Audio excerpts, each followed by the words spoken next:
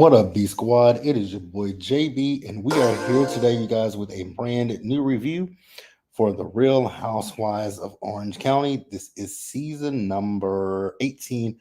This is episode 11, and this episode was titled Singled Out, you guys. Now, before we do get into this review, if you guys are watching this video or any other video on the channel, if you guys aren't subscribed yet, then I need you guys to do me a solid favor and stop taking me out on this date and then having me pay for it at the end of it. You guys know the routine. You can do me that favor by liking the video, subscribing to the channel, turning on your post notifications, you guys, and also by sharing the video. And with that out of the way, without further ado, let us go ahead and get into this episode of The Real Housewives of Orange County, you guys. Shall we? All right, you guys. So I hope you guys are having a great Friday. I'm having a good day. I'm doing a lot better than what I was yesterday because yesterday, if you guys did not know, was my mom's birthday. Thank you to everybody who left nice comments on my community post as well. This episode of Orange County was a good one. Now, I'm gonna be honest with you guys.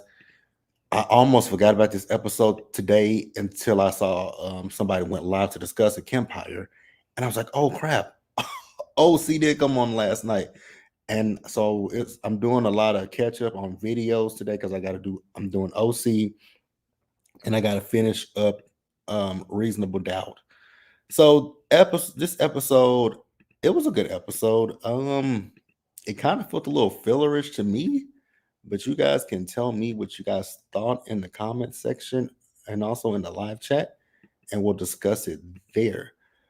So let's see, where do we want to start up with this week's episode? Because I don't really know where to start up. Actually, I think we'll go in just by whose storylines didn't give me a whole lot in this episode, and we will start up with Katie in this episode.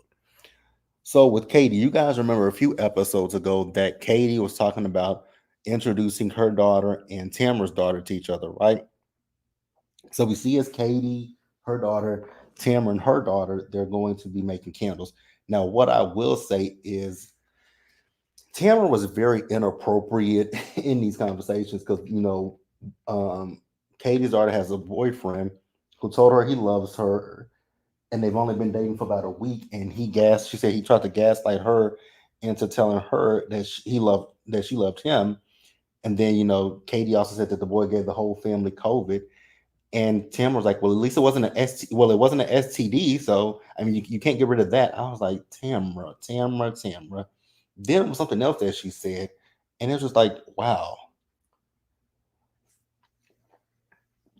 I get what you're trying to do, but it ain't really landing. But it is what it is. You guys, let me know what you thought about it.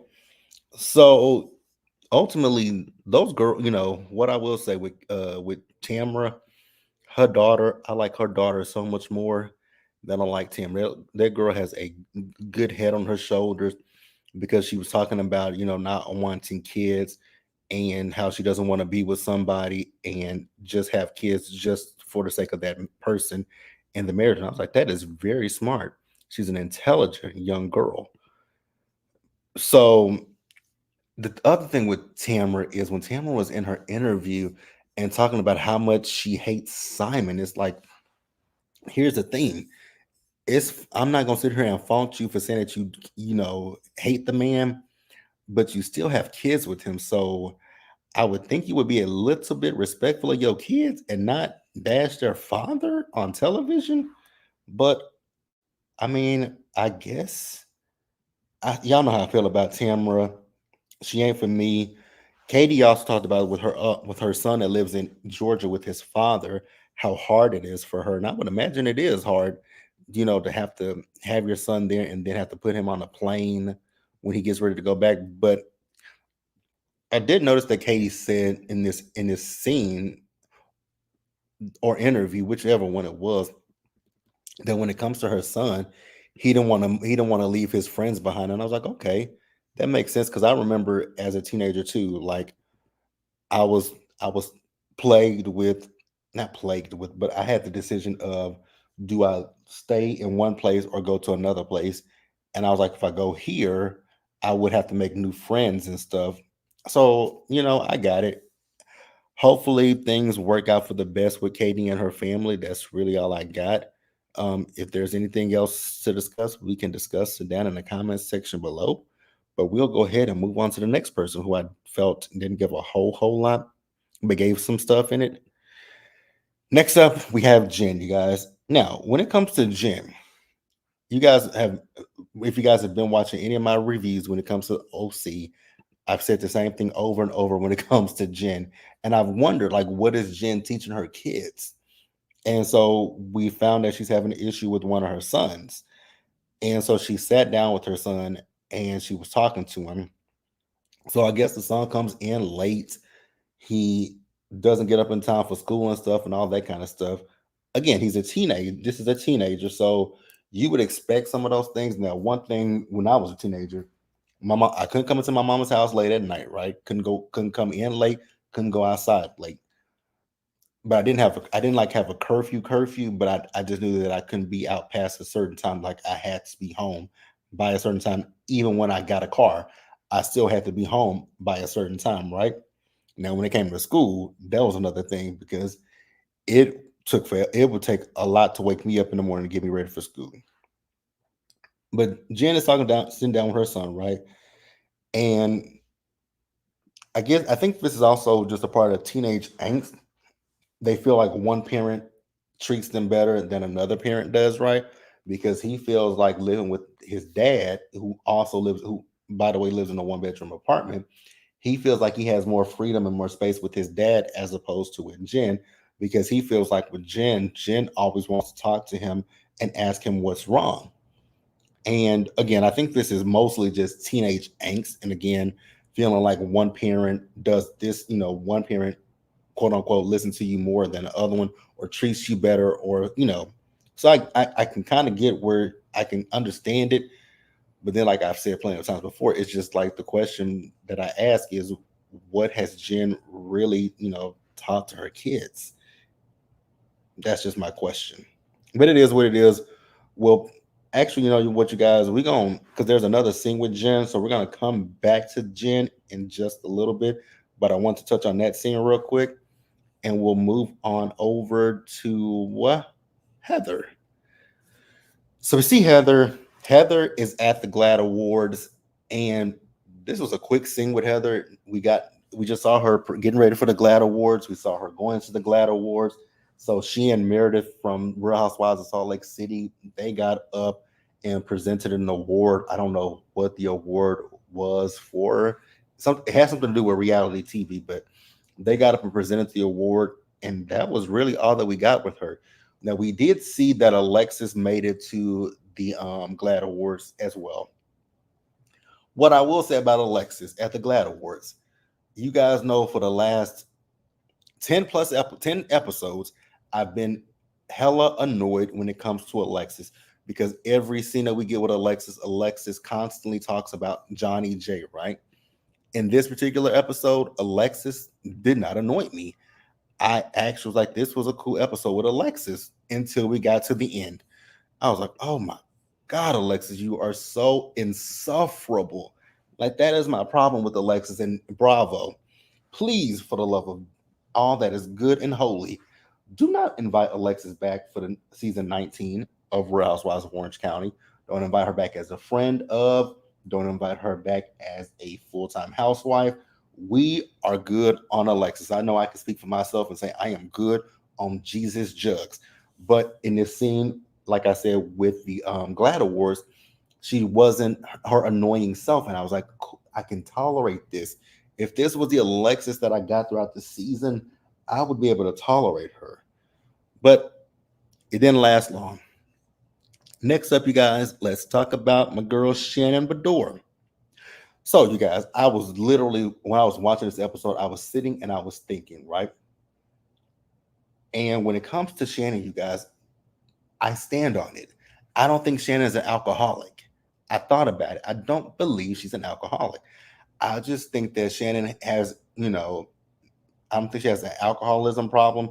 I just think that Shannon needs to work on her, work on her triggers and stuff. I think that Shannon drinks as a coping mechanism. I think that ultimately that's what it is with Shannon. It's a coping mechanism, and she needs to figure out why she does that, right?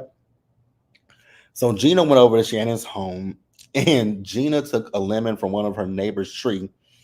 So Shannon is talking about how people enjoyed the Shannon and Vicky show, and I would enjoy the Shannon and Vicky show too. I like Vicky. The only thing that I have an issue with was with Vicky is kind of the same thing that I've had an issue with the likes of Nene over the years, right? Nene and Vicky are literally kind of like the same person when it comes to their respective cities. Nene felt like she was, Nene built Atlanta, right? Vicky OC, but it got to the point where their heads got too big and they felt like they, my God, somebody just blew a horn. It got to the point where their heads got too big and they felt like they couldn't be replaced. And time has shown both of them have been replaced, right? Vicky is a friend of a limited friend of this season, and we all know the situation with Nene over at Real Housewives of Atlanta. So I would love to see both Nene and Vicky come back in some kind of capacity to their shows because they are missed, but I want them to come back with a level head and be humble. That's my problem when it comes to certain housewives, right? Even like with Teresa over on Jersey. If Teresa would be a little bit humble, I would be fine with Teresa. No, I wouldn't. I'm lying through my teeth. I would not be fine with Teresa, even if she was humble. Neither here nor there. So Shannon asked Gina, like, what happened after I left, Sonoma. So Gina told Shannon about the stuff with Katie. And, you know, Shannon said something that I didn't even think about when it came to Katie. Maybe Katie misinterpreted what Gina said. You guys let me know if you agree with that. Maybe she misinterpreted. So we talk about John again. I hope Shannon's lawyer sued the pants off of him because literally he's extorting Shannon. He's blackmailing Shannon because John's attorney said that John is going to hold on to the video for insurance purposes so that in case Shannon goes off the rails. I was like, I know you fucking lie. What kind of crackpot attorney does John Jensen have? I was literally sitting there thinking that to myself, like, what kind of crackpot attorney does he have, right? So we also saw as Vicky and Shannon, they took their show on the road. Now, I don't know if them trying to slingshot shirts into the crowd is a good idea. I really think it's a bad idea, but hey, it is what it is. So now, you guys, we're going to go ahead on and wrap the episode up. Back over to Jen. Where is Jen? All right, you guys. So Jen. Now she's having an event at Ryan's house, right? And we all know currently the legal situation that Ryan is in. Yeah. This is why I say to Jen, and she said this with her son, but she said it in her interview. Like she sees a lot of herself in him, and she just wants the best for him. And I get that, but even with you being in your 40s, it's not. Here's the thing with Jen: it's not too late to get things right. Like you don't have to continue to depend on men or anybody. You can be independent and self-sufficient on your own. The problem with Jen is I don't know if Jen wants that for herself. I don't know if Jen is gotten into her head and is like, well, I'm 41. I've never learned these skills, and it's I don't know if Jen is thinking that it's too late to try to learn something new. It's Here's the thing: it's never too late to learn a new skill set or anything, and I really want for Jen to be independent of herself so that way she can be the example that she wants, what she wants her kids to be.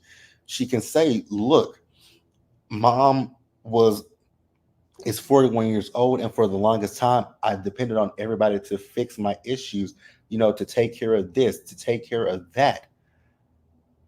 I would love it if she would, it would be nice if she could say, hey, let me, even if you have to go to the bottom of the barrel, right? Now I know now that she got some, some money from her divorce is finalized and she got something from the settlement, but don't depend on that. Use that as, it's it's savings for my kids or something like that. But it is what it is. Jen's gonna do what Jen's gonna do what she's gonna do, and we shall see. Also forgot to mention that scene with her, Katie, and Emily. They met up at one point. Um, Emily, we'll talk about Emily because Emily feels a way about Heather. Wait, did I skip Emily? You know what? I skipped Emily. I skipped Emily. My bad, y'all. Well, nobody gonna say you skipped Emily. Emily. Hey, Penelope S. How are you doing today? You guys, my bad. I skipped Emily. So we're not done with it. We're not wrapping up the episodes yet. Emily. So Emily met up with Jen and Katie, right? This is where Jen was talking about the things the problems that she has having with her son. Katie is also talking about the situation with Gina and the fact that Gina hasn't texted her. I was like, okay, well, and the question that I would have for you, Katie, is have you reached out to Gina? If you haven't, like this is my problem when it comes to people because I have somebody in my phone. They got pissed off at me this week because talking about you haven't texted or called to me, and I'm like a phone unless your phone only accepts inbound calls and inbound text messages, then you can do the same thing that I'm doing. Like miss me with the BS. I am actually having a really, really good day. After I get off of here, I got one more review to do, and then I'm going out to eat. So I'm having a great day. Thanks for asking.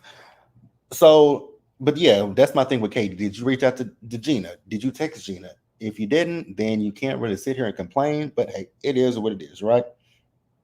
So, oh, Emily is doing the most about the fashion show.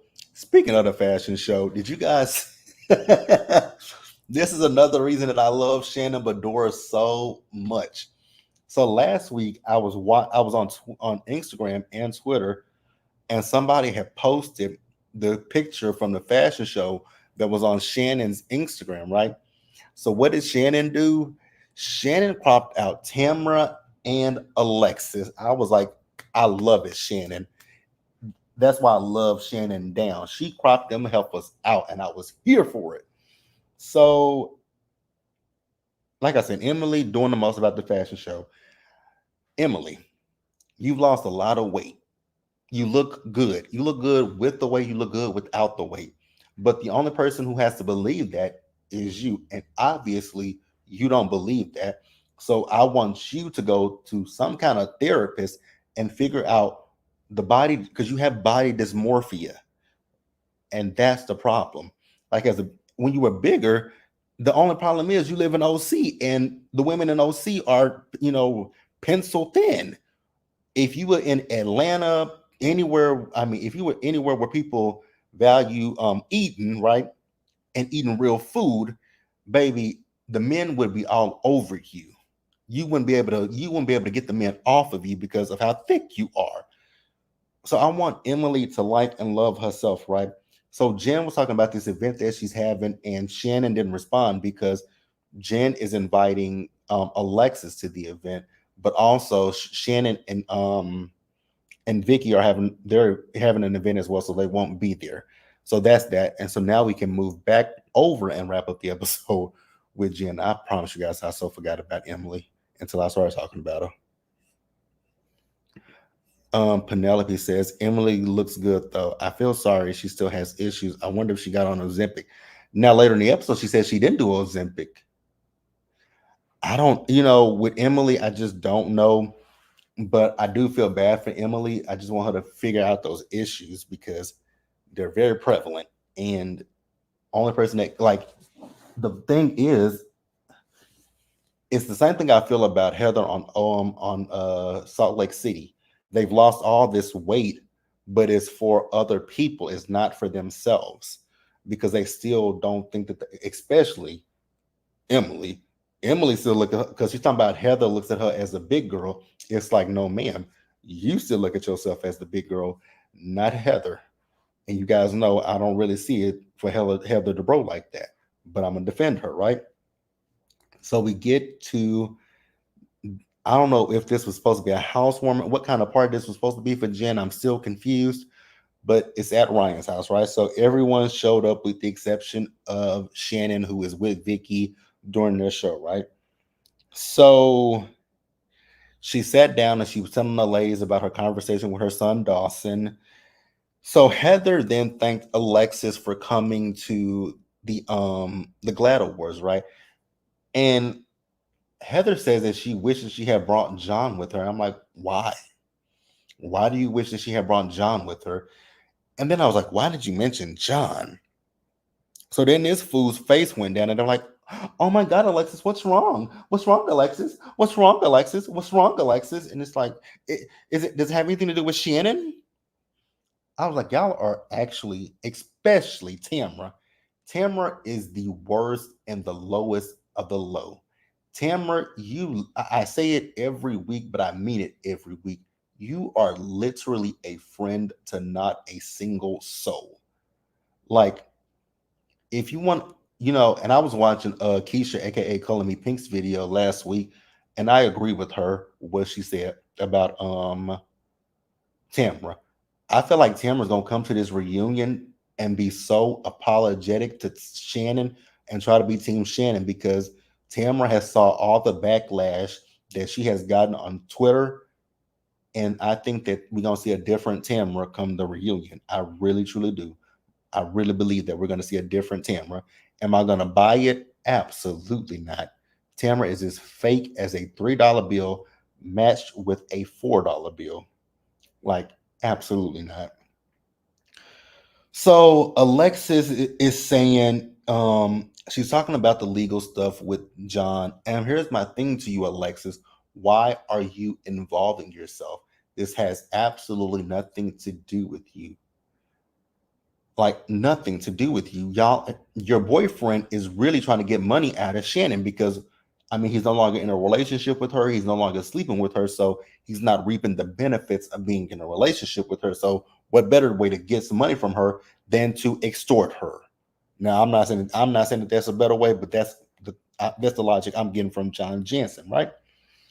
So then they started playing this game of Django where they wrote like truths or dares on them. And I was like, oh my God, this is nasty. I cringed. I cringed when Tamara bent down and peed on the cement. I cringed when Katie lifted up her dress to show them her butthole. I was just like, oh my God, this is a lot. Jesus, this is a lot.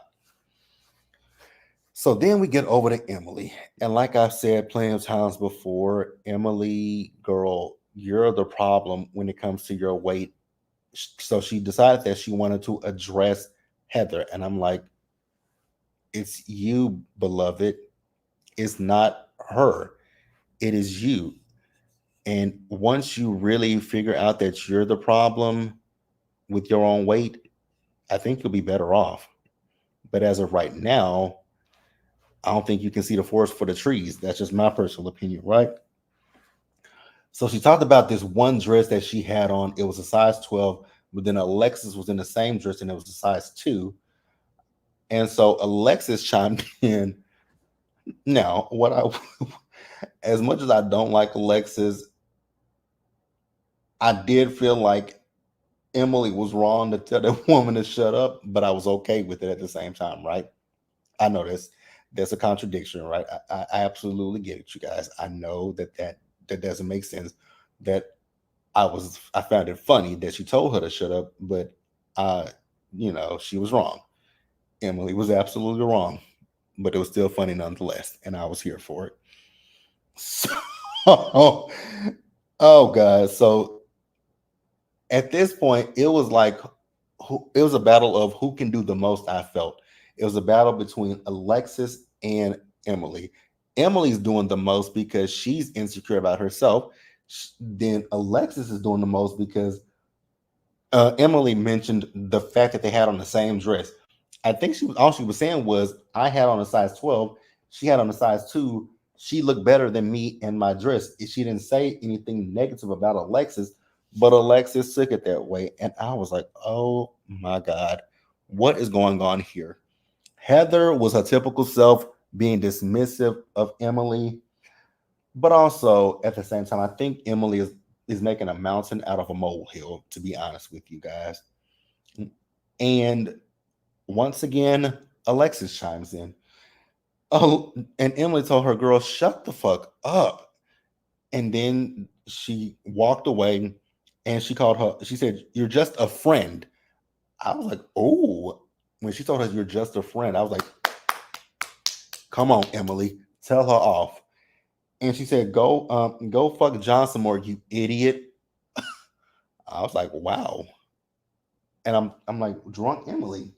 Because Emily was definitely drunk, most definitely drunk at that point. But yeah, you guys, that was the episode. It was a good episode. It felt fillerish until we got to the end. But yeah, you guys, let me know what you guys thought about this episode of The Real Housewives of Orange County down in the comment section below. Please, you guys, subscribe to the channel, turn on your post notifications, and share the video, you guys. And until the next time, please stay safe, take care of yourselves, wash your hands, be blessed, and I'll catch you guys in the next one. Penelope S says, sounds good. My God, this was a good episode. It was a great one. It was a doozy. But yeah, you guys go check out the episode if you guys haven't checked it out. I hope you guys checked it out before you came. If not, definitely go watch it. And I will see you guys in the next video. So what's next, you guys? So next up we have Reasonable Doubt. I'll have that up momentarily, and then we have Power Book 2 Ghost, which will be up on Sunday. Love After Lockup will be up tonight or tomorrow, and same with the Braxtons. And I'll catch you guys for all those videos. Bye, guys. Have a great weekend.